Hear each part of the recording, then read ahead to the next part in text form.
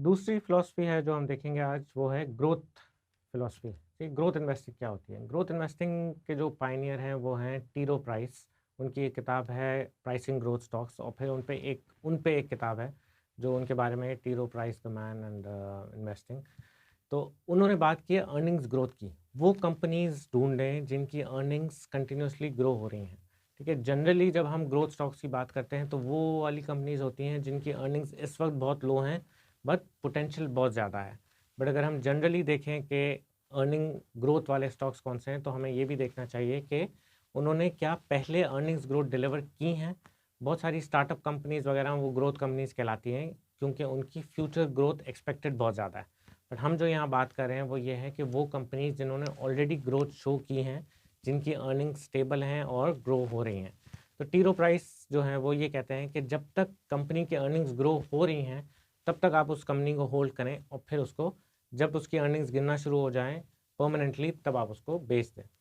फिर उसकी जो किताब है प्राइसिंग ग्रोथ स्टॉक्स, उसमें भी उन्होंने इसी तरह बताया कि इन ग्रोथ स्टॉक्स को प्राइस किस तरह किया जाता है। और जैसे हमने पहले बात की थी कि S&P 500 के हमने दो हिस्से कर दिए, एक लो पी स्टॉक्स है, low price to book stocks हैं, और जो बाकी बच गए वो ग्रोथ स्टॉक्स कहलाते हैं। तो वो ऑल्दो उनमें अर्निंग्स ग्रोथ हो या ना हो वो ग्रोथ स्टॉक्स कहलाते हैं।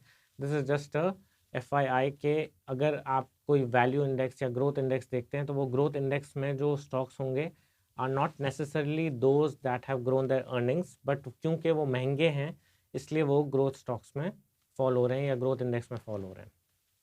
ठीक है, क्वालिटी क्या है? क्वालिटी में सब्जेक्टिव चीज़ें आ जाती है। अब तक हमने वैल्यू इन्वेस्टिंग में देखा और अर्निंग ग्रोथ स्टॉक्स में देखा, हम सिर्फ नंबर्स पे बात करें। क्वालिटी में दूसरी चीज़ें भी आ जाती है। सबसे पहला अगेन नंबर रिलेटेड है, जो कि हाई रिटर्न ऑन इक्विटी। हमने 100 रुपये डाले एक कंपनी में, उसने हमें कितना % कमा के दिया अगले साल, वो है रिटर्न ऑन इक्विटी। ठीक है, profit divided by your equity is return on equity.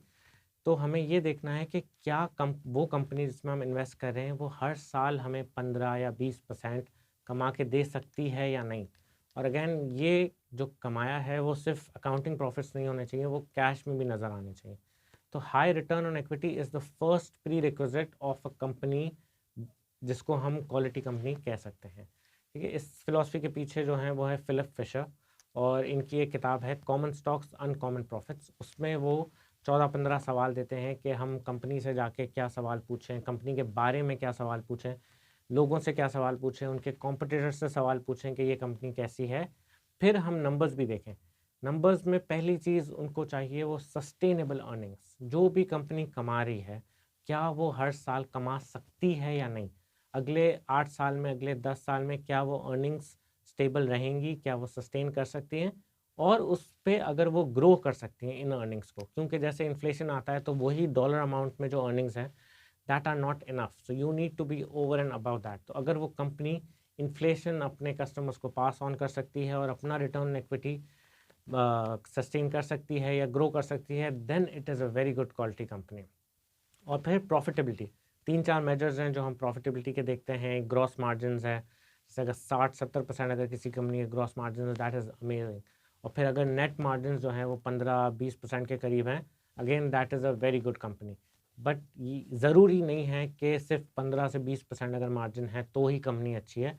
हो सकता है कि वो एक सुपर मार्केट है जो बहुत एफिशिएंटली रन हो रही है, मगर उसका नेट मार्जिन 6-7% है, बट उसका टर्नओवर इतना ज़्यादा है कि रिटर्न ऑन इक्विटी फिर हाई हो जाती है। तो that company can also generate a return on equity that is high, 15-20% 40% के करीब हो, with a low net margin because turnover ज़्यादा है। बट जनरली अगर किसी कंपनी का नेट मार्जिन बहुत अच्छा है तो इन टाइम्स ऑफ इन्फ्लेशन होगा ये कि उनका भी प्रॉफिट गिरेगा, उनका मार्जिन गिरेगा, but they will have room.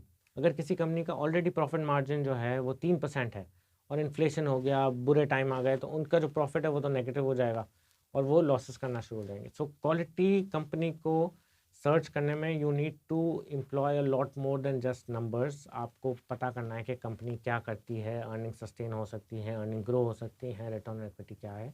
तो इसके लिए अगर आपको एक किताब पढ़नी है तो वो है फिलिप फिशर की कॉमन स्टॉक्स अनकॉमन प्रॉफिट्स, और एक और किताब है उसकी paths to wealth through stocks. तो ये दोनों रेकमेंडेड किताबें हैं, ये पढ़ें and they talk about quality investing. अब वॉरेन बफेट क्या करता है? अब हमने ये पढ़ लिया, हमने पढ़ लिया वैल्यू क्या होती है, हमने पढ़ लिया ग्रोथ क्या होता है, हमने पढ़ लिया क्वालिटी क्या होती है। वॉरेन बफेट जो है वो कहता है कि let's pick a company that is high quality and is a growth company and is available at value prices. तो उसका एक फेमस कोट है कि I want Philip Fisher stocks at Benjamin Graham prices. मतलब क्या कि उसने लुई विटॉन की बैग जो है ना वो आइडेंटिफाई कर ली है 50 साल से। अब जैसे ही मार्केट गिरी या कुछ हुआ, इंटरेस्ट रेट बढ़ रहे हैं, समथिंग हैपन्स और मार्केट बहुत गिरती है और लुई विटॉन का शेयर भी गिर जाता है, that's when he buys it. तो आप पहले कंपनी आइडेंटिफाई करें और फिर जब वो गिर जाए तब आप उसको बाय करें। That is the Warren Buffett way कि फर्स्ट आइडेंटिफाई कंपनी। हम अगर पाकिस्तान में देखें तो लोग क्या करें, हम वो लोग किसी ने कहा कि OGDC ले लो, किसी ने कहा पाको ले लो, किसी ने PPL। They might be good stocks but may be it's not the right time. But हमने कोई एनालिसिस ही नहीं किया कि PPL की अर्निंग क्या हर साल ग्रो हो रही हैं, OGDC की अर्निंग क्या हर साल ग्रो हो रही है, पता नहीं। Let's find out.